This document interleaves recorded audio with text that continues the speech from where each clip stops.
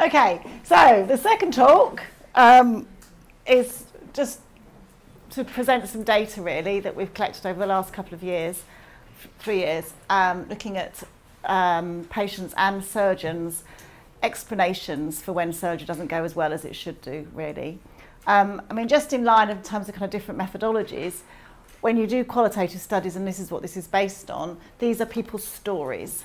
So that's what's really important. This isn't the truth. This isn't about why people show weight regain or what's really behind their weight regain. This is two different people's stories and narratives. So we've got the patient's versions of why things don't go so well, and then we've got the surgeon's versions of why things don't go so well.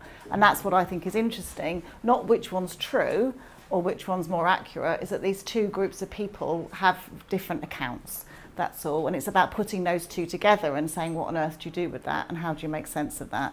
So neither of them is wrong. I mean, we might think they're wrong when we see what they are, but they're not necessarily wrong. They're just the stories that we tell ourselves. And that's always what qualitative is. Qualitative is always just stories. And I think stories are really interesting, but they're not true. They're just your stories. So, and that's what we need to work out, is what are the stories that people tell themselves.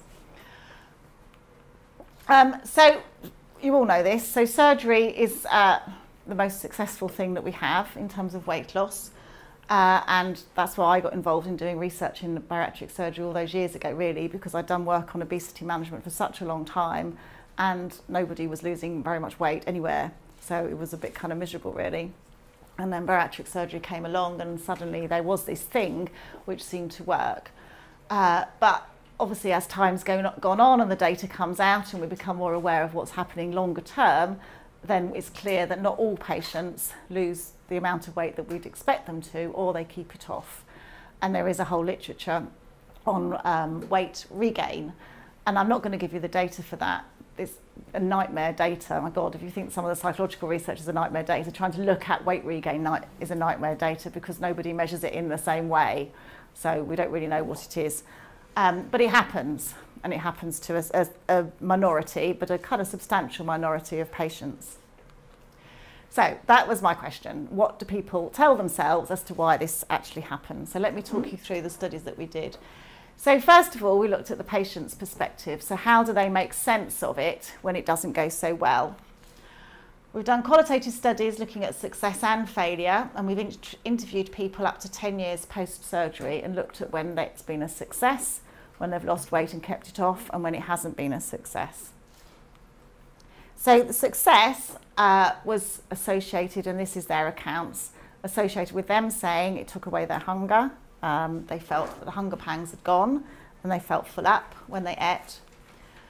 They felt far less preoccupied with food. Food became far more kind of prosaic and basic in their lives, which I always thought was really interesting when we did this study. It's quite old now, this bit of the data, because I thought that if you couldn't eat as much, actually you'd be kind of craving food and you'd become quite preoccupied with food, just from a sort of psychological perspective, because we know that when you can't do something, you want to do it more. But people who lost weight and kept it off didn't seem to feel like that. So they said, this person said, I got married, I'd sit in bed reading recipe books thinking, cool, I fancy that. Now I think that would be good and that wouldn't. So she had a much more kind of practical approach to food, I suppose. And then also they just felt bizarrely more in control. And I found that really interesting. And this was the first piece of work I ever did in bariatric surgery.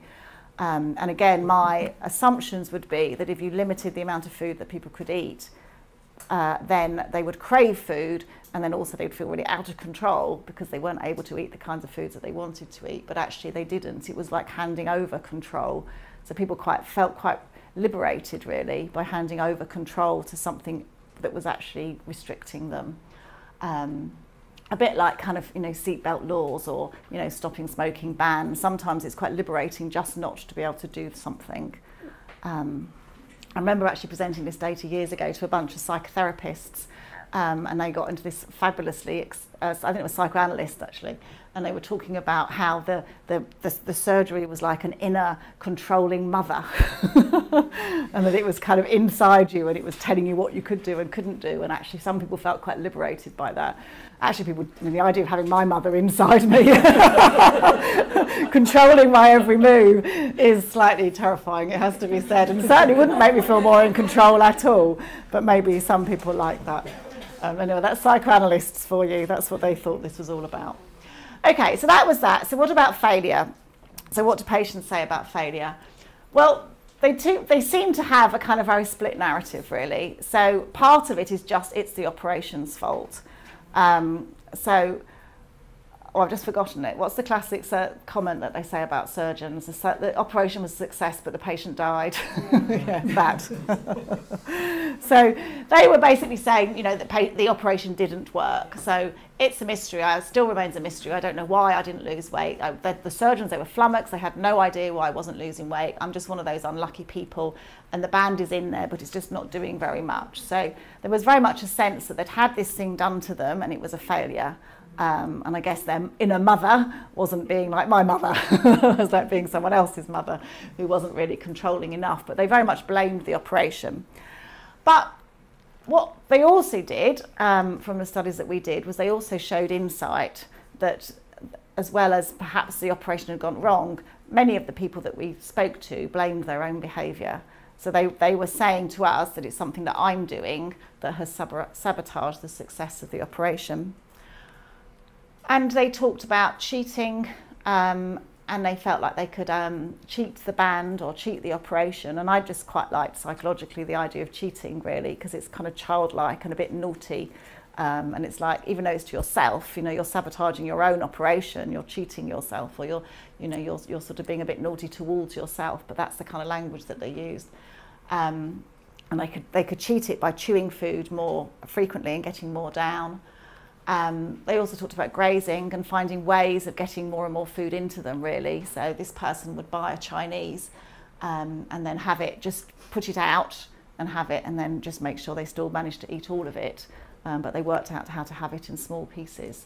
And they're very open about telling us all of this, but they were aware that this is what they were doing. And then also, and there's lots of literature on this, is that after surgery people turn to substitute behaviours because they can't use alcohol. So there's a literature on addiction, but alcohol use as well, and that people drink more, and that's why it doesn't work.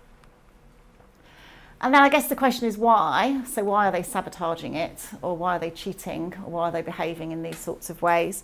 And some of it was really about rebellion, and I guess this is the kind of rebound effect. So I've done lots of work on dieting and looking why dieting doesn't work.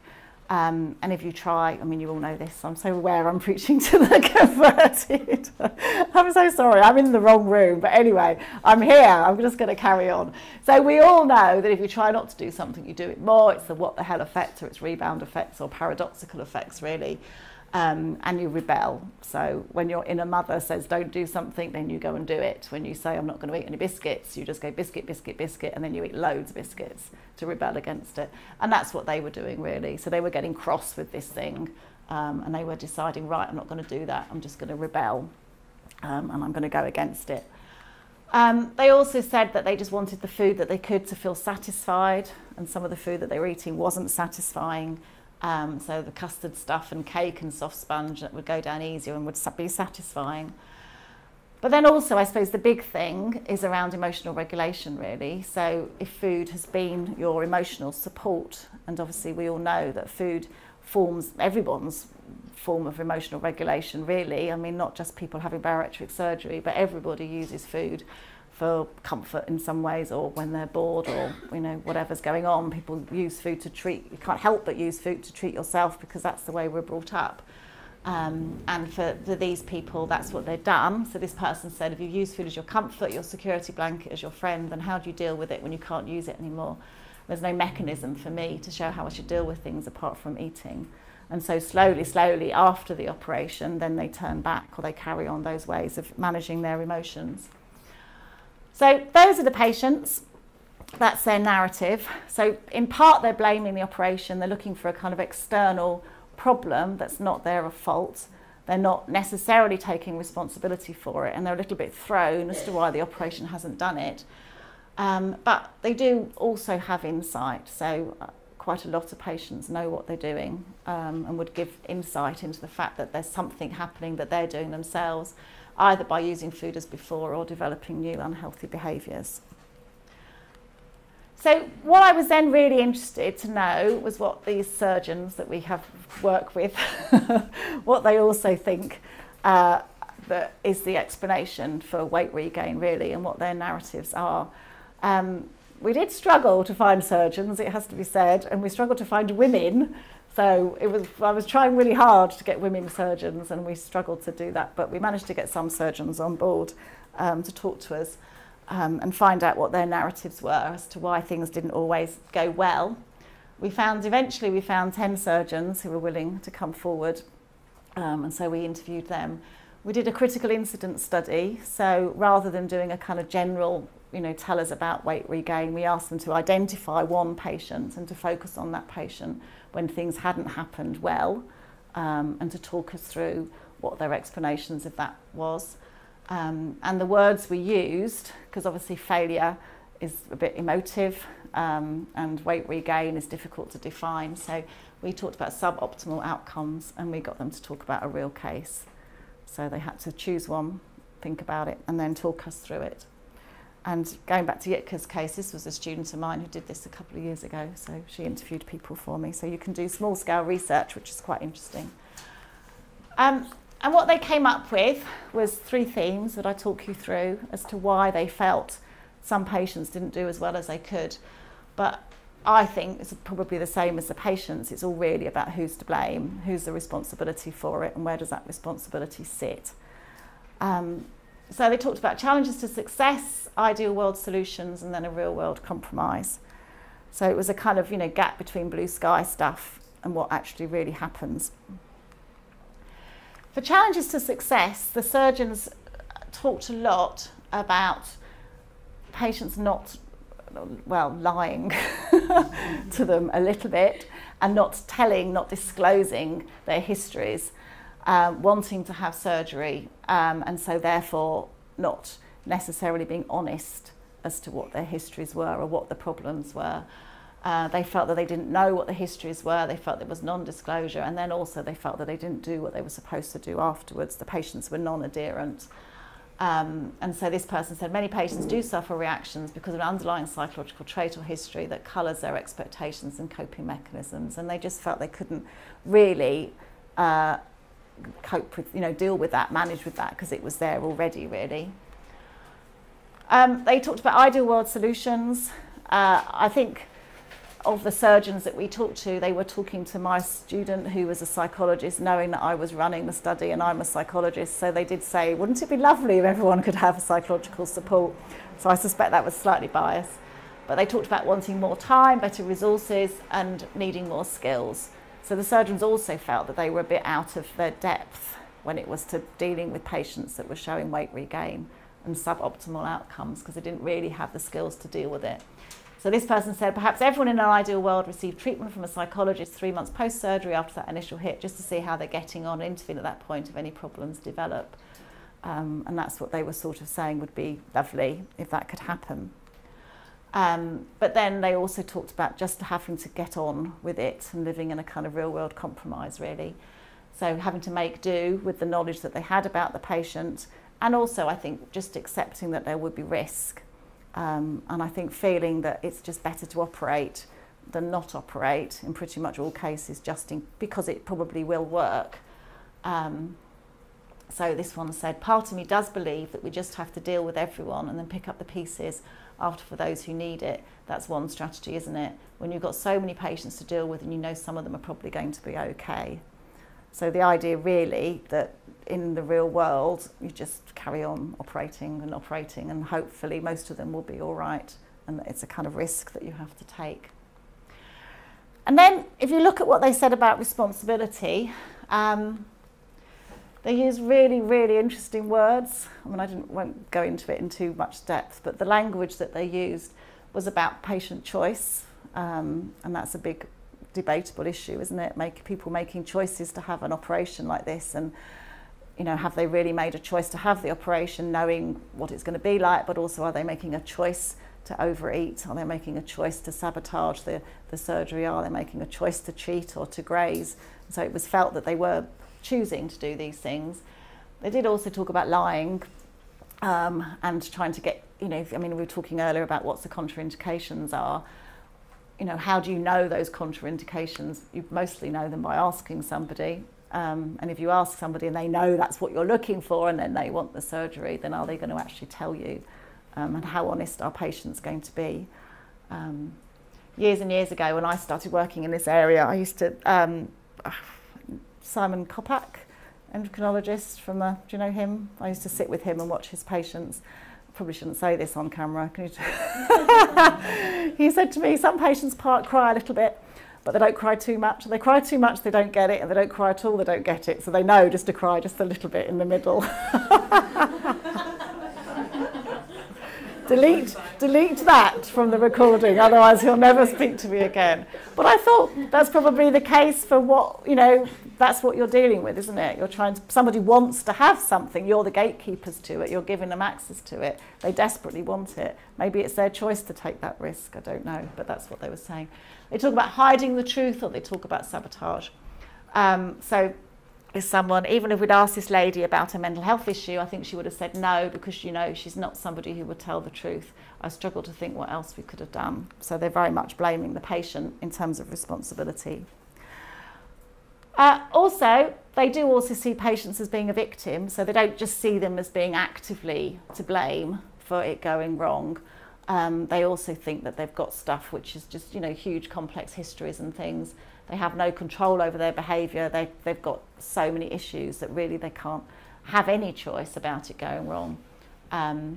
She's had ongoing psychological difficulties, and whether they've been made worse or changed by the weight loss, I don't know really, but just people who've got stuff that makes them, you know, it's not their fault. They also talked about structural factors, the GP not knowing enough, funding, lack of skilled psychologists. And they did, bless them, blame themselves. So there was also a sense that it wasn't just, you know, the patients that had done this actively or the patient's fault, but there was really kind of a real sense that something had gone wrong, and maybe they could have identified issues earlier, or maybe they should have done something different. That's unlikely to be generalized from where I see it. So you wouldn't blame yourself? Not really. Not many surgeons like to blame themselves. We have big egoistic normally. Yeah. And we like to think we've done our best. Yeah. So that's maybe. Yeah, no. Well, I know we had 10 surgeons who agreed to talk to me and my students, so they're probably, you know, psychologically friendly, I guess. You should have done the interview. You could have said, no, it's not my fault at all. It's a stupid patient, you could have said. So they did talk about having made mistakes, regret, blame, and someone said seriously missed the fact that there was going to be a problem. They were insufficiently aware or educated, and maybe you also end up over-treating as well. So there was a sense that they were responsible. So the blame was shared, really, around the place. So my kind of summary of surgeons is that they sometimes blame the patient, they also blame the system, but some of them do blame themselves and are kind of owning that responsibility. But I think what they also felt, which I found was quite interesting, was that, you know, they were damned one way or the other, really. So I think they felt a little bit like they were trapped, because if they didn't operate, then the patient didn't get the chance to respond to the surgery. But if they did operate and it went wrong, then they were then going to be blamed for that, really. So I think they felt they were kind of stuck between a rock and a hard place. And, you know, the answer was, until something better comes along, we'll carry on doing surgery, even though it comes with the potential for it not always working, just because they know it's better than not doing anything for most people. And I must admit, I did come away from my 10 surgeons thinking they were trying to do their best, really. And that was the feeling, that they had this thing which they could offer, which mostly worked. Sometimes it went wrong, but it did mostly work, so they were trying to do their best. What I think, for those two perspectives, really, from patients and surgeons, is that, again, it is mostly successful, but not always. It is the patient's choice to have it, if they're informed properly. But having said that, I think that's really problematic, and I've always thought the notion of informed choice is really problematic, because we only hear what we want to hear. So, you know, we are human beings, and whatever they say to you, you know, you will just take it. It's like I always think statins, you know, statins have a 1 in 650 chance of working. Nobody hears that. They all take statins because they don't want to hear the fact that it, you know, it might not work. We just selectively attend to the things that we want to hear. So the notion of informing patients, we can do our absolute best, but if they want it, they will hear what you say. And the way you frame that informing bit is also totally biased by your bias, and they hear it according to their bias. So I think it's all about risk assessment, really, and it's a risk assessment in the moment for you surgeons and the patients, and for the process really of the bariatric surgery. You know, you either eradicate risk, in which case you don't give any patients it, which you can't possibly do. You minimise risk, in which case you support people through the process, which I guess is where my guidelines come in, is that we try and make it as good as possible. Or you also just sort of live with it. You know, this is the best there is. It's going to go wrong. Patients sort of know why it's going wrong, and they can sort of make choices about trying to work with it as a tool, and sort of they have empowerment to do that. And surgeons can do their best to make it work with that. But in a way, maybe the weight regain is a risk that you have to live with when you have an intervention which isn't effective all the time. So we're probably never going to eradicate weight regain, but we just have to accept that it's going to be part of the process, and maybe it's sort of worth accepting, really. And that's where we get to with it all. So that's it. That's second number talk. Any questions? I've got a question. Oh, okay. So, a long time ago, in fact, one of Ron's conferences, when we were back, I think up in Alton Towers, and Kelvin Heger was talking. Right. And he said, there are times when the patient just hasn't lost any weight, and they're sitting across from you, across their desk, and you're looking at them thinking, you've done something wrong. Mm-hmm. They're looking at you thinking, you've done something wrong. Mm-hmm. But there's a third factor in this relationship, which the patients cannot control for, and that's their genetics.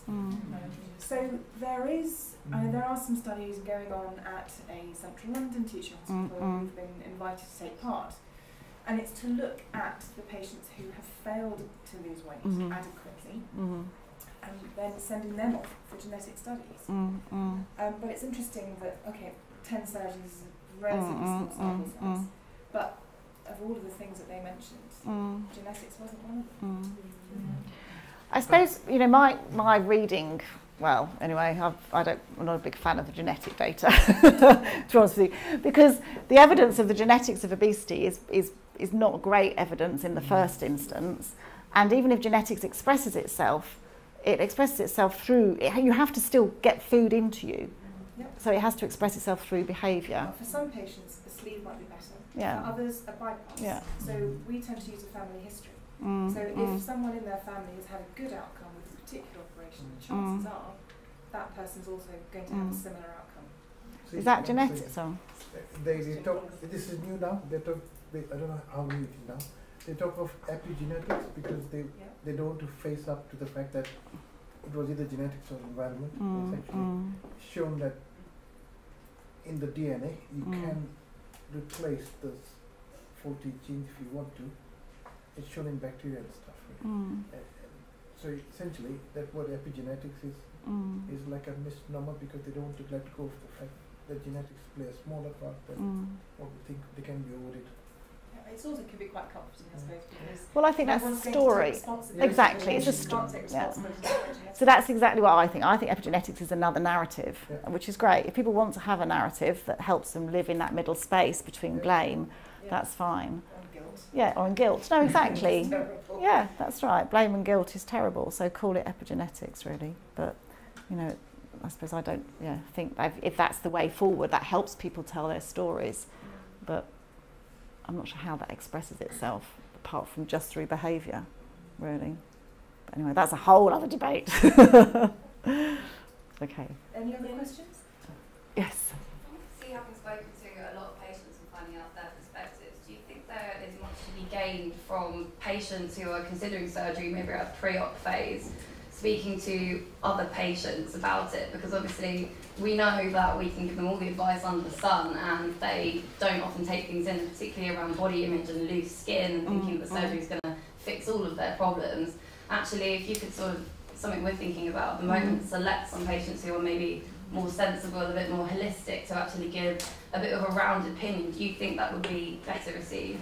And something to think about. I tried to set that up 20 years ago, and people went, absolutely not. That wouldn't be a good idea. There's a risk, because the people would then teach the people who hadn't had it how to. But they all talk on Facebook anyway. Yeah, well, that's right. So, yeah, I mean, usually the more information you have and the more support you have, I think it's a good thing. In a controlled way. Yeah, and it changes your expectations, which is a good thing. I think we've got to adapt to it because they're out there, they're talking to each that's other. right. And So actually, if we could offer it in a setting where we thought, actually, they're giving both sides of the argument here, I think they would listen to that. Yeah, no, definitely. I mean, I think there is something about lowering people's expectations and realising it does have to be worked with. You know, whatever it is, this is an intervention. It doesn't just magically work all on its own. You still have to work with it. And making them realise that, that's a good thing. And if they got that message from other patients, that would be brilliant. Yeah. Sorry, I just wanted to make a point rather than ask a question. I guess I was just really interested in the language that was coming out. Like blame is quite like a strong emotive word, and it's got lots of connotations attached to it. Like it's somebody's fault, and therefore it's almost a little bit attacking as well. It's less about the understanding where we're at and why that's come about, and more about kind of attack is your fault.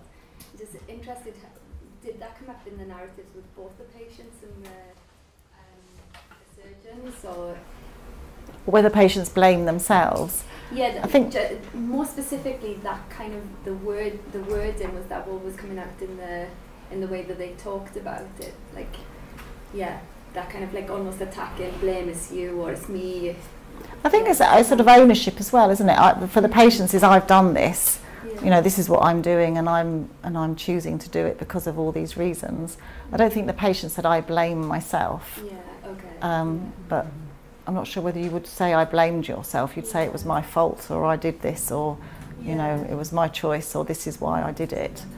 I guess just because you've said it in the presentation, that must have come across in the way that they, you know, that kind of bound up in feelings of guilt and and maybe even shame as well.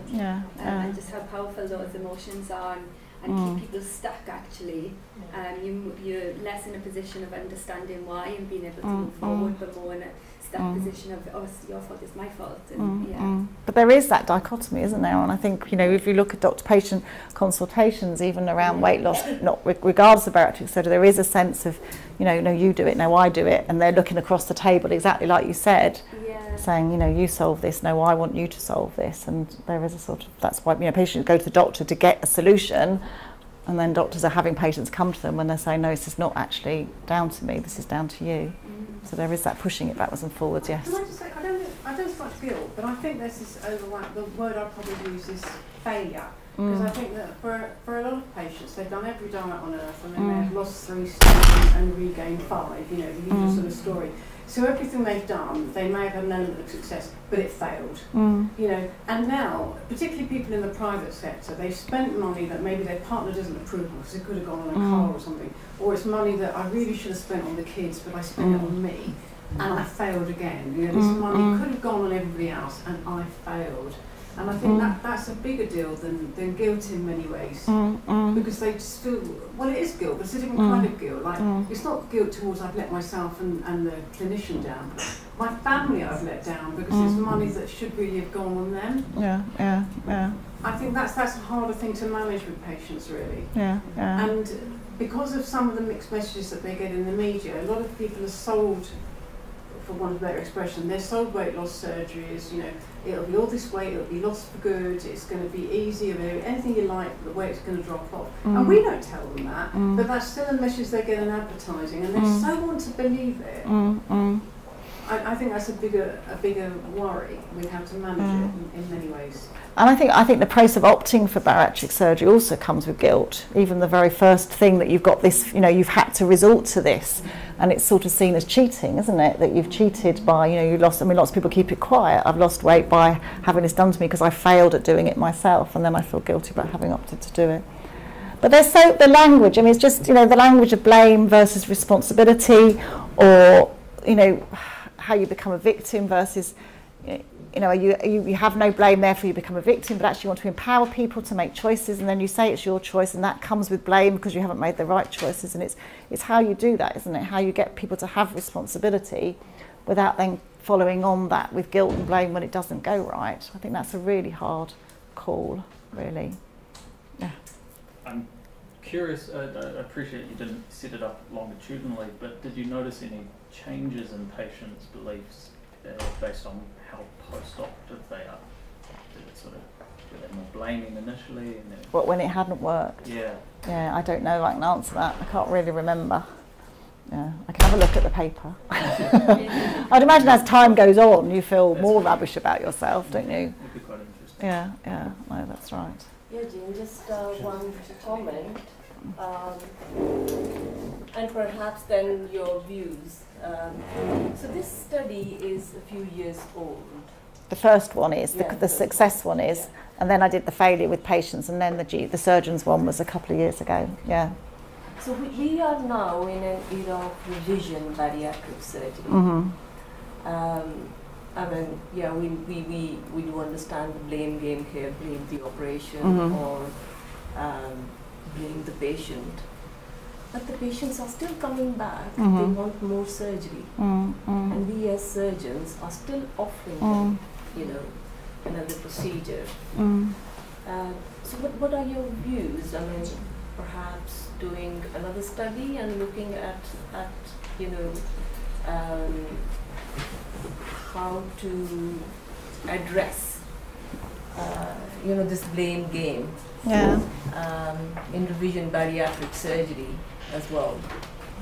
But I mean, where does the buck stop? I mean, where is it going to, where is the patient going to say, no, it's not going to work for me, or the surgeon is going to say, okay, it won't work. It will not work. I don't know if I have an answer to that really. I mean, there's a point at which you stop selling a product, isn't there, when the product doesn't work, but it's hard and just not give it another chance. I mean, it's hard for surgeons to have a thing which doesn't work. I mean, GPs are the same. GPs will prescribe stuff even though it doesn't look like it works, because they like to have it. It's like the gift relationship. You like to have a thing to offer patients that can have a solution to whatever their problem is, and patients keep coming back for more solutions, don't they? They want their magic pill or whatever it is that's going to help them. So somewhere in there's a collusion going on. Medicine is selling a product, and patients are believing in that product, and someone's got to stop that collusion. I mean, not just for surgery, but maybe there's, you know, all sorts of things we have to say, this doesn't work. So doctors have to go and actually, like, you know, it's like, I suppose, like with screening, mammograms don't work. They should stop offering mammograms, and then patients will stop asking for them. But someone's got to start that first process. And no one will I mean, to me, it just seems like initially there was this, you know, belief in the surgery itself, and the patient did lose weight, and then they started putting weight on. But the blame that you know the operation has stopped working for me, or it never worked, and the surgeon saying, no, it worked. But there is something wrong elsewhere, and it needs to be addressed. I guess that can be looked into as well, patients who are coming back. I think the problem with that is, coming from our centre as a nurse and with the surgeons, it comes down to blame game and going, they just write a letter to the PALS, to complaints team, they wouldn't give me this, so then they go and see another surgeon who then says okay to sort of get them out the door and give them what they want.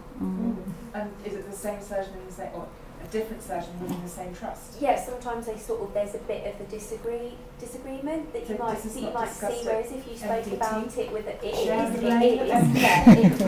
shared there, but you know, you've got these patients who you say they really should never have ever had the surgery, and the surgeon says, but what defines a failed surgery? And you say, well, they've not made any changes. Then they come back and they'll battle it again because it's not the answer they want. They think depression will be cured with weight loss. It's not. It's still in numbers. They go, I still want to lose 1 more stone. I still want to lose. Even though they've got that average total weight loss that you've given them, they still then go, I just want another few more kilos. Or that's what especially with the bands, that's what I find. They can't ever be happy with their... I think that's the point which psychology needs to look at, isn't it? Because as we've been talking about, it's not the answer for everything. Success and failure is so subjective. There's no definition for the I think my surgeons need to be stronger on that, personally, which I told them.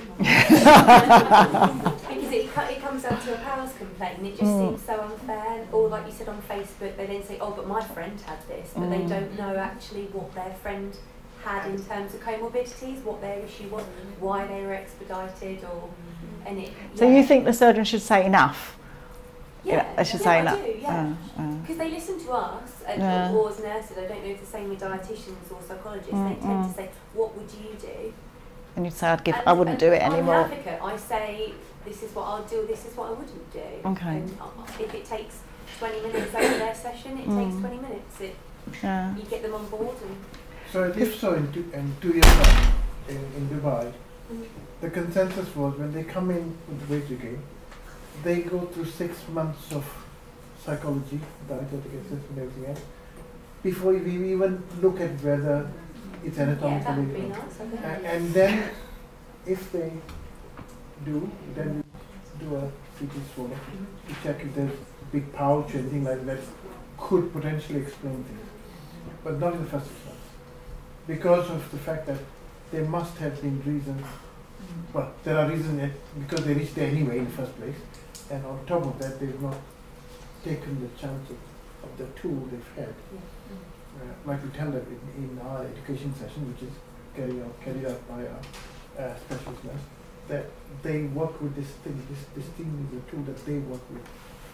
And which one they work with is theirs, but this is a tool. I'm all for CTs earlier, but for example, when they do a second CT, even though the first one's NAD and so's the barium swallow, just to sort of shut them up. No. Just think, the thing is, they found that, and Calvin Hicker said that as well. You know, he's gone around saying, in the end, the answer is between the interaction between the patient and the procedure. So it's not, even if it's technically not right, the first thing is to correct the behavior of the mindset. So they were 6 months, and then at 6 months we look at But I think that's a really good point about but saying enough's enough.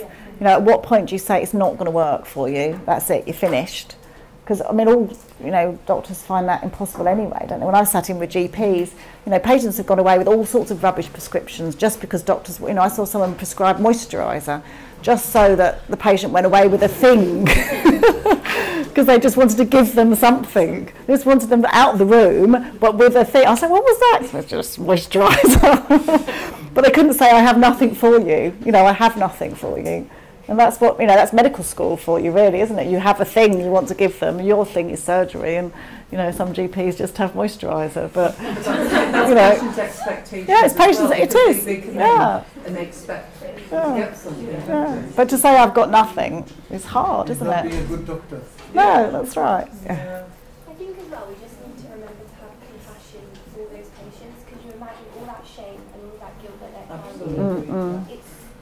Anybody would want to offload that a little bit, and if they can offload it on the surgery to make themselves feel even just a tiny bit better, they're going to, and I think we need to understand why they're doing that. And just be really open and honest and compassionate that it's not an easy thing to carry that burden. I was interested as well this morning, we talked about sleeve gastrectomies and how there's a certain percentage that will regain sort of 10 kilograms. And I wonder if there's been any research done into what it's like when patients regain a small amount of weight and then they get into that kind of black and white, all or nothing thinking, right, I've blown it, I may as well just go completely off the rails. And whether we set that expectation as well, that a little bit of weight regain is normal and not panic about it. Well, no, that's right. And I mean, it's with everything, isn't it? You set expectations at a reasonable level, really, and then it's being good enough. That's all. Everything's good enough, isn't it? Whether it's your emotional state or your physical weight or your body shape or whatever, it's just being able to accept good enough. And if people would do that, would have solved everything, really, wouldn't we? Just live with what it is and you'll be fine. But how you change expectations like that is quite difficult. Well, I've stood up here far too long. Let me go. Thank you very much.